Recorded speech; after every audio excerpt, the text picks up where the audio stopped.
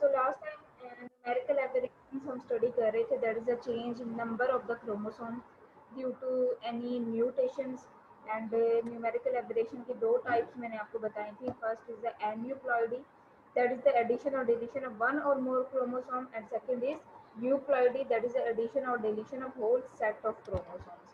So further हमने जौन सी हैं वो एन्यूप्लॉइडी एन्यूप्लॉइडी की डिफरेंट टाइप्स जो हैं वो आपको बताई थी कि एन्यूप्लॉइडी में मोनोसोमी आ जाती है. Monosomy is a loss of a single chromosome and इसमें जो है इसको हम 2n-1 से रिप्रेजेंट करते हैं. इसके एग्जांपल ह्यूमन के केस में टर्नर सिंड्रोम है जिसमें एक एक्स क्रोमोसोम जो है वो मिसिंग होता है and Turner syndrome is represented as 45x, जबकि ऑटोसोमल मोनोसोमी की ह्यूमन के केस में कोई भी एग्जांपल जो है वो हमें नहीं मिलती. Then trisomy थी. Trisomy is the addition of one chromosome means trisomy is opposite to monosomy and trisomy is represented as 2n+1. इसकी एग्जांपल्स प्लांट्स में बहुत ज़्यादा कॉमन है जिसमें हमने एक एग्जांपल पढ़ी थी इसकी कि जिनसन वीड में जौन सी हैं वो डिफरेंट ट्राइसोमिक कंडीशंस पॉसिबल हैं एंड इसका हर क्रोमोसोम जो है वो ट्राइसोमी शो कर सकता है. So that's why 12 trisomic conditions are possible in jimson weed. Then human के केस में ट्राइसोमी की एग्जांपल डाउन सिंड्रोम थी. Down syndrome is the trisomy of chromosome number 21. तो इसको रिप्रेजेंट करते हैं 47-21+ से, और अगर ये फीमेल में है तो इसको आप रिप्रेजेंट कर सकते हैं 47XX21+, और डबल एक्स शो करेगा कि that disease is present in female and for the male it is represented as 47XY21+. अब ये XX और XY लिखना यहाँ पे क्यों ज़रूरी है, क्योंकि down syndrome is autosomal trisomy. ठीक है, तो ऑटोसोमल क्रोमोसोम जो है वो मेल और फीमेल में सेम होते हैं. सो ऑटोसोमल ट्राइसोमी जो है वो मेल और फीमेल में इसके इक्वल जो से दोनों में चांसेस हो सकते हैं. सो दैट्स वाई फीमेल में लिखने के लिए आप डबल एक्स लिखेंगे और मेल को रिप्रेजेंट करने के लिए XY लिखेंगे. देन जो है वो हमने ये देखा था कि डाउन सिंड्रोम जो है वो ऑब्वियसली नॉन डिसजंक्शन की वजह से होता है, और नॉन डिसजंक्शन जो है वो गैमीट्स में हो रही है. सो फीमेल के ओवम में नॉन डिसजंक्शन के चांसेस ज़्यादा होते हैं in comparison to the male sperm. And इसकी रीज़न क्या थी कि नॉन डिसजंक्शन के जो चांसेस हैं वो इंक्रीज हो रहे थे मैटरनल एज के साथ, बिकॉज फीमेल में जो है वो मियोसिस की आप कह सकते हैं कि एग्स में मियोसिस जो है वो फ्यूटल स्टेज पे स्टार्ट हो जाती है, और देन oocytes जो है वो अरेस्टेड फेज में जाते हैं मियोसिस 1 स्टेज पे. देन वो लॉन्ग टाइम के लिए जो है वो अरेस्टेड फेज में रहते हैं, और देन इसके बाद जो है वो जब फीमेल प्यूबर्टी की स्टेज पे जाती है तो अगेन वो अपनी मियोसिस को कंप्लीट करते हैं. So that's Y older females जो हैं उनमें ज़्यादा चांसेस होते हैं नॉन डिसजंक्शन के in comparison to the males. And last में हमने ये देखा था कि क्रोमोसोम नंबर 21 का एक रीजन है DSCR, Down syndrome critical region, and that region is the main cause for this syndrome. ठीक है, इसकी बेसिकली एक्स्ट्रा कॉपी और एक्स्ट्रा एक्सप्रेशन की वजह से जो है वो डिजीज़ ज़्यादा सीवियर हो जाती है. देन ट्राइसोमी के और भी केसेस थे जैसे कि टाउ सिंड्रोम था, trisomy of chromosome number 13. Then trisomy of chromosome number 18 is known as Edward syndrome. And then Klinefelter syndrome है, जैकब सिंड्रोम है, ट्रिप्लो एक्स सिंड्रोम है. ये तमाम जो केसेस हैं ये ट्राइसोमी में आप ऐड कर सकते हैं. इसके बाद आ जाती है पोलीप्लॉइडी. पोलीप्लॉइडी इज बेसिकली यूप्लॉइडी की टाइप है. यूप्लॉइडी जिसमें हमने देखा था कि एक एक्स्ट्रा जो है वो हैप्लॉइड सेट्स की एडिशन भी हो सकती है या हैप्लॉइड सेट्स की डिलीशन भी हो सकती है. लेकिन ऑब्वियसली अगर डिलीशन हो जाएगी हैप्लॉइड सेट्स की तो वो ऑर्गेनिज्म सर्वाइव नहीं करते हैं. दैट्स वाई हमारे पास डिलीशन के कोई भी केसेस नहीं हैं. सो पोलीप्लॉइडी में हम addition of extra haploid sets की ही बात करते हैं. So when more than two haploid chromosome sets are present, that condition is known as polyploidy. Poly means many. Ploidy is basically relevant with the set of chromosomes. So many set of chromosomes are present in polyploid individual. Name of polyploids depends upon the number of haploid chromosome sets in nucleus. So there are different types of polyploidy. First is the triploid. Three haploid sets are present in that individual. Means दो तो normally present होते हैं लेकिन एक extra haploid sets है. Tetraploid is represented as 4n and pentaploid as 5n. It is most common in plants, in some amphibians, reptiles and fish. आपको human के case में और एनिमल्स में ज़्यादातर इसकी कोई एग्जांपल नहीं मिलती हैं, लेकिन कुछ एम्फीबियंस, रेप्टाइल्स और फिशेस में इसकी एग्जांपल्स हैं और इसके अलावा प्लांट्स में ये बहुत ज़्यादा कॉमन है. The chromosome number of polyploid individual cannot be maintained generation after generation because it produces genetically unbalanced gametes. Means कि अगर एक पोलीप्लॉइड इंडिविजुअल है तो इसका मतलब ये नहीं कि वो नेक्स्ट भी पोलीप्लॉइड इंडिविजुअल ही प्रोड्यूस करेगा, क्योंकि पोलीप्लॉइड इंडिविजुअल लाइक ट्रिप्लॉइड इंडिविजुअल है जो कि 3n है. अब ये जब फर्दर गैम्यूट्स बनाएगा तो वो गैम्यूट जेनेटिकली अनबैलेंस्ड गैम्यूट्स होंगे. मीन्स एक गैम्यूट जो है उसमें हैप्लॉइड सेट पास हो जाएगा और दूसरा गैम्यूट जो है उसमें डिप्लॉइड सेट पास हो जाएगा. So that's why genetically unbalanced gametes बनेंगे. अगर ये diploid set further haploid gametes से जो सा है वो फर्टिलाइज होगा तो अगेन ये ट्रिप्लॉइड प्रोड्यूस कर सकते हैं.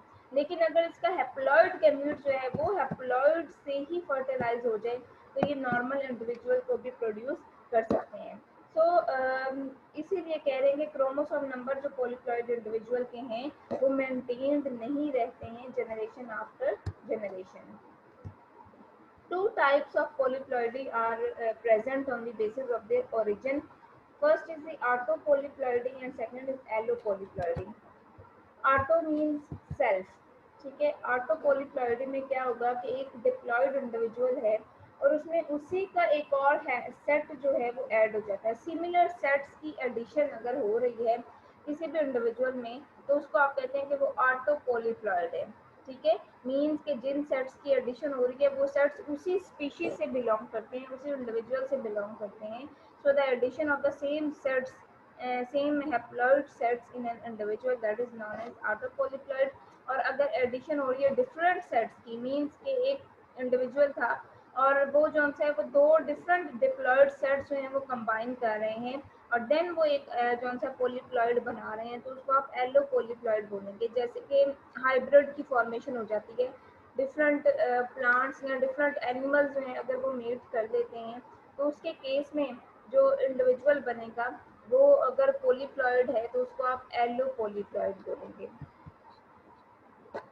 Autopolyploidy is the addition of one or more haploid set of chromosomes identical to normal haploid complement of the same species. Means कि जो भी haploid sets add हो रहे हैं वो same species से ही belong करते हैं. For example, haploid set is represented as capital A and the chromosome in this set is represented as A1, A2 and so on. A diploid condition is represented as double A. Means कि capital A represent कर रहा है set of chromosome को और इसमें small ए जो हैं वो रिप्रेजेंट कर रहे हैं नंबर ऑफ क्रोमोसोम्स को. कि एक हैप्लॉइड सेट में A1 से AN तक जो हैं वो नंबर ऑफ क्रोमोसोम्स प्रेजेंट हो सकते हैं. सो डिप्लॉइड कंडीशन को आप रिप्रेजेंट करेंगे डबल ए से. मीन्स नॉर्मल डिप्लॉइड इंडिविजुअल में दो हैप्लॉइड सेट्स हैं और ऑटो ट्रिप्लॉइड में क्या होगा कि इसमें ट्रिपल ए होंगे. मीन्स सेम सेट जो है वो ऐड हो जाएगा. और ऑटो टेट्राप्लॉइड में क्या होगा कि ट्रिपल टेट्रा ए हैं. Means two extra haploid sets जो हैं वो ऐड हो गए. So the same haploid set is added here. Autotriploids represented as 3n और triple A. That condition arises when all chromosomes are unable to segregate during meiosis, produces a diploid gamete. When this diploid gamete is fertilized by a haploid sperm, it results in 3n or AAA. Means कि अगर diploid gamete ही जो है वो बन गया है, chromosomes totally एक दूसरे से सेग्रीगेट नहीं हुए तो डिप्लॉइड गैमीट बना और वो डिप्लॉइड गैमीट जब हैप्लॉइड से फर्टिलाइज होगा तो it results in a condition of triple A. Then autotetraploids are produced by the combination of two diploid gametes. Autotetraploids are more common in nature in comparison to autotriploids. इसकी reason क्या है? Because they have even number of chromosomes and produce genetically balanced gametes. Autotetraploids क्योंकि 4n की condition है, जब ये gametes बनाएंगे तो ये दो इक्वल गैमेट्स बनाएंगे विद जेनेटिक बैलेंस. लाइक ये गैमीट बनाएगा 4n से 2 गैमीट्स बनेंगे 2n एंड 2n के, and both gametes are genetically balanced. लेकिन ऑटोट्रिप्लॉइड जो है ये जेनेटिकली अनबैलेंस्ड गैमीट्स बनाते हैं, जैसे कि मैंने पहले भी बताया था कि इनके जो गैमीट होंगे, one is the haploid and second is the diploid. Triploid condition produces unbalanced gametes genetically. How polyploidy arise? When chromosomes have replicated, but the parent cell never divides and re-enter interphase, so the number of chromosomes doubled. ठीक है, chromosomes की replication means chromosome का number already जो है वो duplication की phase में है या डबल हुआ है, और पेरेंट सेल दोबारा डिवाइड नहीं कर रहे हैं, एनाफेज की स्टेज उन्होंने कंप्लीट नहीं की और वो दोबारा से इंटरफेज की स्टेज में एंटर हो गए हैं। तो क्या होगा कि इंटरफेज की स्टेज में ऑब्वियसली जाके दोबारा से क्रोमोसोम जो है उनकी डबलिंग हो जाती है। Chromosome doubling can also be done by treating the cell with colchicine, means artificially भी क्रोमोसोमल डबलिंग करवाई जा सकती है। अगर आप सेल को जो है जिसमें आपने डबलिंग करवानी है उसको आप एक केमिकल से ट्रीट करें, that is named as colchicine. Colchicine is an alkaloid chemical derived from autumn crocus. Autumn crocus एक प्लांट है, प्लांट इसमें से आप एक जो है वो अल्कलॉइड केमिकल जो है वो निकाल सकते हैं जिसको कॉल्चिसिन कहते हैं। और अगर आपने अपने प्लांट को या सेल को जो है कॉल्चिसिन से ट्रीट कर दिया तो वो क्या करेगा, वो उसमें क्रोमोसोमल डबलिंग जो है वो हो सकती है। कॉल्चिसिन बेसिकली क्या करते हैं, prevents the replicated chromosomes to move towards opposite poles by disturbing spindle formation. Means to say colchicine जो है वो एनाफेज की स्टेज को कंप्लीट नहीं होने देता है। एनाफेज की स्टेज वो स्टेज है जिसमें क्रोमोसोम्स ने एक दूसरे से जो है वो सेपरेट हो जाना था, लेकिन कॉल्चिसिन ने क्या किया, इसने प्रिवेंट कर दिया रेप्लिकेटेड क्रोमोसोम्स को to move towards opposite poles, और कैसे कर दिया कि ये स्पिंडल फॉर्मेशन को डिस्टर्ब कर देता है जिससे क्रोमोसोम जो है वो एक दूसरे से सेग्रीगेट नहीं हो पाते हैं। And when colchicine is removed cell reenters interphase, means जब एनाफेज की स्टेज थी तब कॉल्चिसिन ऐड किया हुआ था, देन एनाफेज की स्टेज से नेक्स्ट जब सेल चला गया है ये तो अब आपने कॉल्चिसिन को रिमूव कर दिया और उस टाइम पे सेल जो है वो दोबारा इंटरफेज में एंटर हो जाएगा, क्रोमोसोमल डबलिंग दोबारा हो जाएगी। This will result in the formation of 4n individual.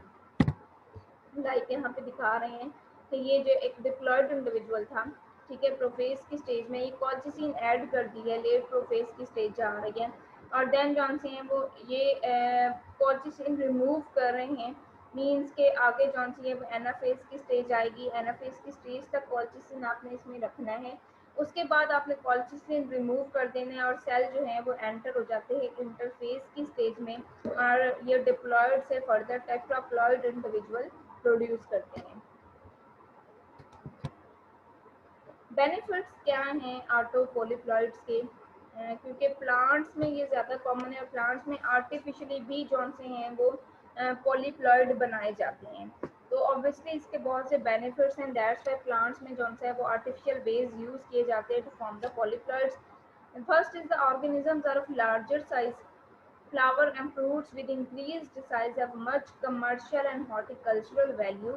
Examples are vine sap apples, triploid की example है autotriploid की vine sap apple, several potato species, banana, seedless watermelon. Examples of tetraploid are alfalfa, coffee, peanut and Macintosh apple. Commercial strawberry is an octaploid, octaploid का मतलब है कि इसमें 8 haploid sets present हैं और ये भी जो है वो आर्टिफिशियल वेज से बनाई जाती है। वाई ऑटोप्लॉइड्स आर लार्जर साइज, क्या ऑटोपोलीप्लॉइड जो है इनके लार्ज साइज क्यों होते हैं? It was found that polyploids are larger than their haploid और diploid counterparts. In polyploid yeast two cyclins G1 cyclin CLN1 and TCL1 are repressed as polyploidy increases. Basically जो large size है वो इस वजह से नहीं है कि एक्स्ट्रा हैप्लॉइड सेट्स प्रेजेंट हैं, लार्ज साइज क्यों होता है क्योंकि दो G1 साइक्लिन जो हैं वो रिप्रेस हो जाती हैं, मीन्स वो अपना फंक्शन परफॉर्म नहीं कर सकती, जैसे जैसे प्लॉइडी इंक्रीज हो रही है, मीन जैसे जैसे हैप्लॉइड सेट्स जो हैं वो इंक्रीज हो रहे हैं। These G1 cyclin facilitate the cell movement through G1 phase, which is delayed due to their absence. G1 cyclin का फंक्शन क्या होता है कि इन्होंने G1 फेज से जो है वो सेल को नेक्स्ट फेज में एंटर करवाना होता है, मीन सेल की मूवमेंट को फैसिलिटेट करना है कि वो G1 फेज से नेक्स्ट फेज में मूव करे। लेकिन जब G1 साइक्लिन जो है उनका फंक्शन रिप्रेस हो जाएगा ड्यू टू पोलीप्लॉइडी, उस टाइम पे क्या होगा, G1 साइक्लिन अपना फंक्शन परफॉर्म नहीं करेंगे और सेल जो है वो लॉन्ग स्टे करेगा in the G1 phase. And जब जैसे जैसे सेल जो है वो स्टे करता है G1 फेज में, इट्स साइज इंक्रीजेस, क्योंकि G1 फेज में फंक्शन सेल ने क्या करना होता है कि सेल ने अपना साइज जो है वो इंक्रीज करना होता है। सो अगर सेल जो है वो लॉन्ग स्टे करेगा in the G1 phase, it's size increases, that's why polyploid जो है उनके साइज इंक्रीज होते हैं। देन आ जाते हैं allopolyploidy, the combination of chromosome sets from two different species as a result of hybridization. जैसे ऑटोपोलीप्लॉइडी में तो सेम स्पीशी के सेट्स ऐड हो रहे थे, लेकिन एलोपोलीप्लॉइडी क्या है, that is a addition of chromosome sets from two different species and इसके रिजल्ट में जो है वो हाइब्रिड्स बनते हैं। One species has diploid set capital A, other species with capital B. अब दोनों के जो सेट्स हैं, दोनों के जो क्रोमोसोम सेट्स हैं वो एक दूसरे से डिफरेंट हैं, दैट्स पर डिफरेंट अल्फाबेट से रिप्रेजेंट किए गए हैं।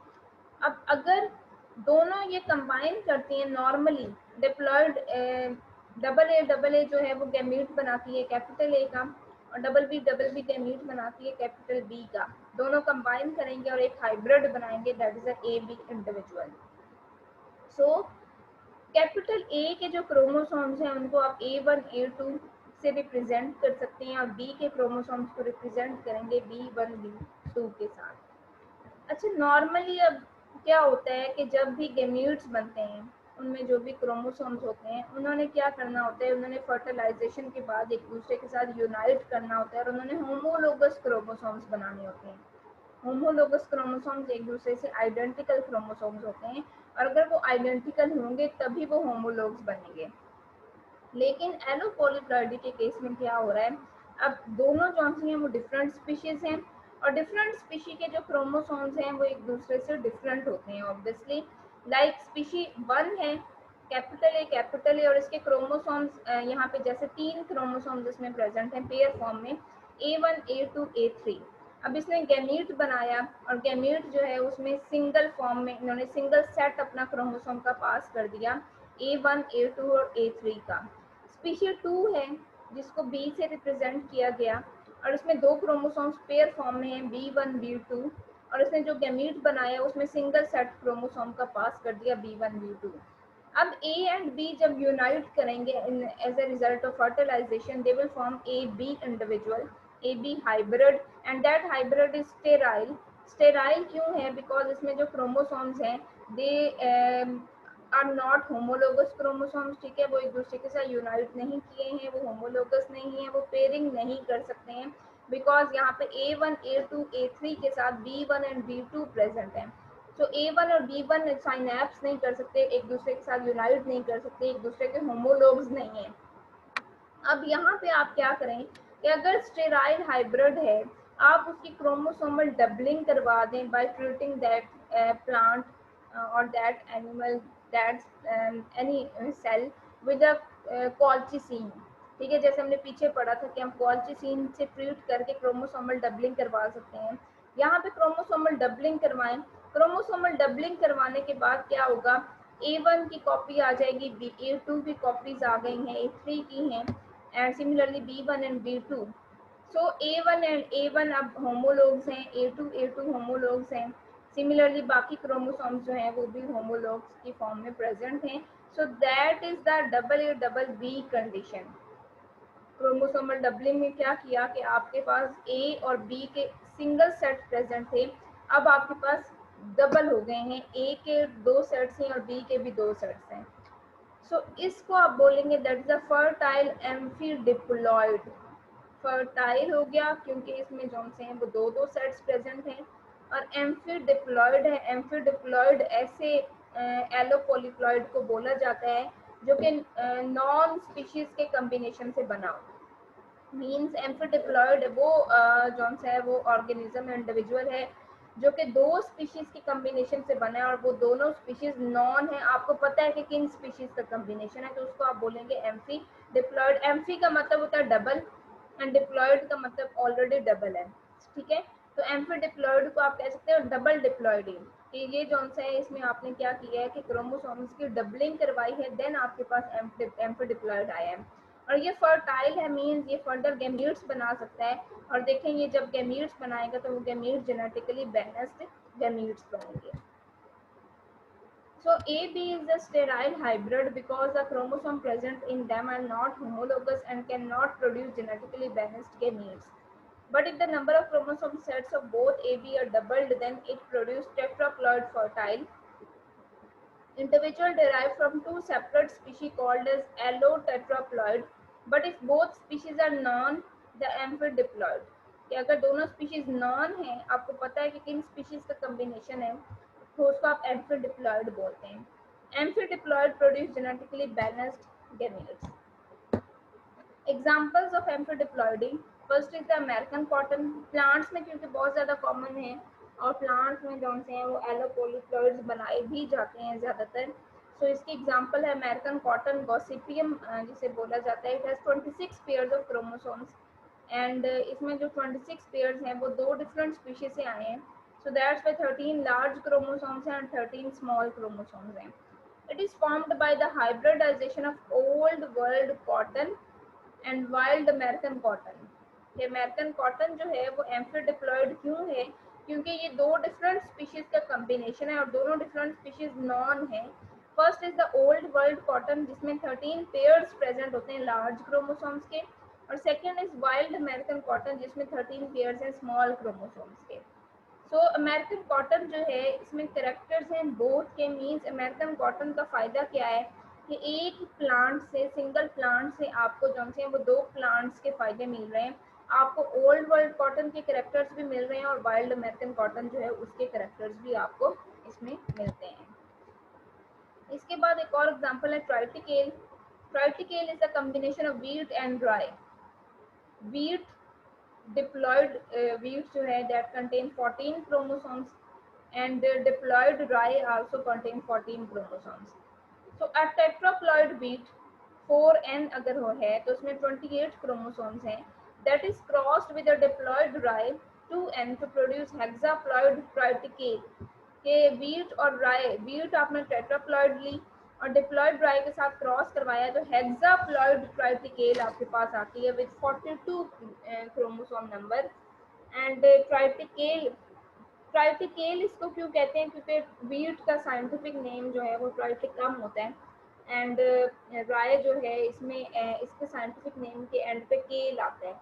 सो इनको दोनों को कंबाइन करके, क्योंकि ये वीट एंड राय का कॉम्बिनेशन है, दैट्स वाई इसको जो है वो ट्राइटिकेल बोला जाता है। Triticale has both properties of wheat and rye and वो प्रॉपर्टीज क्या हैं कि triticale has high protein content of wheat and high lysine content of rye is present in it. Rye जो है इसमें लाइसिन अमीनो एसिड का content बहुत ज़्यादा होता है और वीट जो है इसकी प्रोटीन वैल्यू बहुत ज़्यादा है। सो ट्राइटिकेल में फ़ायदा क्या होता है कि ट्राइटिकेल में जो है एट द सेम टाइम आपको प्रोटीन्स भी बहुत ज़्यादा मिलती हैं और लाइसिन अमीनो एसिड जो है वो भी एक्सेसिव अमाउंट में आपको एक ही प्लांट से मिल जाता है। So that is a benefit of allopolyploids. जी क्लास यहाँ तक किसी का कोई क्वेश्चन है?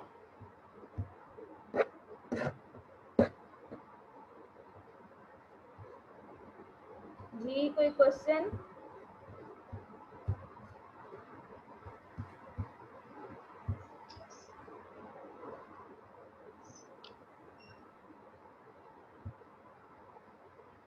जी मेरी आवाज आ रही है? यस मैम आ रही है। हाँ जी कोई क्वेश्चन है? No ma'am. मैम पिछले में से क्वेश्चन था मैम, हमने पीछे पढ़ा था ना जो इंटरसेक्स और मोज़ाइक्स होते हैं वो ह्यूमन बींग्स में भी होते हैं ना, तो इनकी फिर जीनोटाइप में क्या डिफरेंस होता है? मोज़ैक्स में मैंने आपको बताया था कि इनके जो सोमैटिक सेल्स हैं बेसिकली, उन सोमैटिक सेल्स में आप कह सकते हैं कि वो जो क्रोमोसोमल कॉन्स्टिट्यूएंट है या क्रोमोसोमल कॉम्प्लीमेंट है वो डिफरेंट हो सकता है। लाइक हमने टर्नर सिंड्रोम के जो मोज़ैक्स पढ़े थे उसमें कुछ सोमैटिक सेल्स नॉर्मल थे और कुछ सोमैटिक सेल्स में टर्नर सिंड्रोम की कंडीशन थी। तो वो सोमेटिक सेल्स जो से हैं, अगर वो डिफरेंट जो से हैं वो जेनेटिक्स के साथ हैं या डिफरेंट क्रोमोसोमल कॉम्बिनेशंस के साथ हैं और वो माइटोसिस के रिजल्ट में बने हैं, ठीक है, उसको आप जो है वो मोज़ेक की कंडीशन बोलते हैं। Yes ma'am. ठीक है, मोज़ेक की कंडीशन वो होती है। और इंटरसेक्स में क्या होता है कि इंटरसेक्स में जो है वो मेल और फीमेल के जो भी इंटरसेक्स, तो आप जो है वो सेक्सुअल क्रोमोसोम्स के बेस पे बोल रहे होते हैं या सेक्स की बेस पे बोल रहे होते हैं कि जेंडर क्या है, ठीक है। अगर जो है वो ना ही फीमेल के प्रॉपर पार्ट्स डेवलप हुए ना ही मेल के डेवलप हुए हैं और वो जो है वो कम्प्लीटली मेल भी नहीं है फीमेल भी नहीं है, तो उस इंडिविजुअल को आप इंटरसेक्स की फॉर्म में लेते हैं। तो उसमें जो है वो मेल एंड फीमेल के पार्ट्स दोनों प्रेजेंट हैं, लेकिन वो कम्प्लीटली डेवलप्ड नहीं है, ठीक है। फीमेल के पार्ट्स भी प्रेजेंट है लेकिन वो डेवलप्ड नहीं है, आप ये नहीं कह सकते कि वो नॉर्मल है। और इसी तरह मेल वाले जो पार्ट्स हैं वो भी नॉर्मल नहीं है, तो उसको आप बोलते हैं कि वो इंटरसेक्स है। जी समझ आई? Yes ma'am. मैम ये जो अभी आपने पढ़ाया कि डिफरेंट स्पीशीज के गैमेट्स कंबाइन करते हैं, मैम ये गैमेट्स तो एक दूसरे को रिकॉग्निशन के बाद कंबाइन करते हैं ना, हमने डेवलपमेंटल बायोलॉजी में पढ़ा है। फिर डिफरेंट स्पीशीज के गैमेट्स कैसे कंबाइन कर जाते हैं? कंबाइन कर जाते हैं क्योंकि आपने जो है वो एनिमल्स के केस में जैसे हाइब्रिड्स बनते हैं, ठीक है। ज़्यादातर तो आर्टिफिशियल वेस्ट से भी बनाए जाते हैं, प्लांट्स में तो आर्टिफिशियली भी करवाया जाता है, लेकिन जो है वो एनिमल्स में भी अक्सर क्या होता है, जैसे आपने वो आइसोलेशन के मैकेनिज्म पढ़े होंगे कि वो जो है वो गैमीट बनने से पहले प्री जाइगोटिक आइसोलेशन के मैकेनिज्म्स होते हैं और पोस्ट जाइगोटिक आइसोलेशन भी होती है कि अगर डिफरेंट एनिमल्स हैं तो वो जो है वो गैमीट बनाने से पहले ही जो है वो एक दूसरे को आइडेंटिफाई कर लेते हैं और वो जो है वो मीटिंग नहीं करते हैं। लेकिन समटाइम्स जो से हैं वो प्री जाइगोटिक आइसोलेशन जो है उसको आप कह सकते हैं कि उससे आगे चले जाते हैं, मीन्स कि वो उस आइसोलेशन को जो है वो इग्नोर कर देते हैं, उस मैकेनिज्म को इग्नोर कर देते हैं और वो गैमीट्स बना लेते हैं। और आफ्टर दैट जो से अगर उनके गैमीट्स बन जाते हैं बाय एनी रीज़न, तो फिर जो है वो हाइब्रिड की फॉर्मेशन होती है और ये एनिमल्स में होता है, ऐसा नहीं है कि ये एनिमल्स में नहीं है। जैसे और ये मैमल्स वगैरह की बात नहीं हो रही है, ये हमने देखा कि ये एम्फीबियंस में, फिशेस में और रेप्टाइल्स में है, ठीक है। क्योंकि मैमल्स एडवांस्ड एनिमल्स में आते हैं, तो ये उन एनिमल्स में जो है वो हाइब्रिड्स की बात हो रही है जिनमें इतना ज़्यादा जो है वो आइसोलेशन के मैकेनिज्म डेवलप्ड नहीं है। सो दैट्स वाई उनमें ये जो है ये पॉसिबल है कि उनमें हाइब्रिड बने, लेकिन ये रेयर चांसेस होते हैं कि उनमें भी बने, लेकिन बन सकते हैं उनमें। Yes ma'am, thank you. ठीक है आगे जी। से सो नेक्स्ट स्टार्ट करते हैं क्रोमोसोमल एबरेशंस में। मैंने न्यूमेरिकल एबरेशंस आपको बता दिए। इसकी एक और टाइप है, that's a structural aberration. Screen नज़र आ रही है ना आपको? यस मैम आ रही है। ठीक है। So structural aberration that is a change in structure and numerical aberration जो हमने ऑलरेडी पढ़ लिया है, that is a change in number. Structural aberrations की 4 टाइप्स हैं: deletion, duplication, inversion and translocation. And deletion में बेसिकली क्या होता है कि डिलीशन जैसे कि नाम ही से शो हो रहा है कि इसमें जो स्पेसिफिक क्रोमोसोमल पार्ट जो है वो डिलीट हो जाएगा। Like normal chromosome is there with specific genes and these genes are A, B, C, D, E, F, G. After the deletion, deleted chromosome is in a condition with genes A, B, C, E, F, G. So यहाँ पे आप देख सकते हैं कि D chromo जो gene था वो क्रोमोसोम में से डिलीट हो गया है। So deletion is the removal of any chromosomal part और any region of the chromosome. Deletion में क्या होगा कि कोई भी क्रोमोसोम का पार्ट, कोई भी क्रोमोसोमल जीन्स या कोई भी क्रोमोसोमल रीजन जो है वो रिमूव हो जाएगा, डिलीट हो जाएगा और due to any mutations, due to any aberration. Then आ जाते हैं डुप्लीकेशन। डुप्लीकेशन ऑब्वियसली डुप्लीकेट हो जाना, डबलिंग हो जाना। सो इसमें क्या होगा कि नॉर्मल क्रोमोसोम है A B C D E F G और after the duplication the duplicated chromosome is A B C B C D E F G. और इसमें आप देख सकते हैं कि इसमें जो है वो स्पेसिफिक जीन जो है वो डुप्लीकेट हो गया है, ठीक है। बी सी के बाद अगेन बी सी प्रेजेंट है। सो यहाँ पे बी सी वाला जो रीजन था क्रोमोसोम का वो डुप्लीकेट हो चुका है और उसने जो है वो डुप्लीकेटेड क्रोमोसोम बनाया। Third is the inversion. Inversion में क्या होता है कि एक क्रोमोसोमल रीजन जो है वो इन्वर्ट कर जाता है, मीन्स अपने डायरेक्शन को रिवर्स कर देता है। जैसे नॉर्मली ABCDEFG प्रेजेंट है and after the inversion inverted chromosome formed, that is ADCBEFG। सो यहाँ पे आप देख सकते हैं कि DCB नॉर्मली BCD था लेकिन इन्वर्टेड क्रोमोसोम बना जिसमें DCB आ गया।